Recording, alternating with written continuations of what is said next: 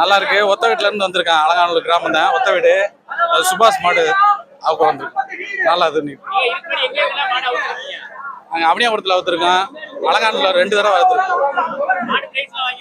வாங்கிருக்கு நல்லா இருக்கு. வருஷம் அந்த ஊர்ல மாடு கழட்டிடுவோம். இந்த வருஷமும் இங்க மாடு அவுக்கிறதா வந்திருக்கோம்.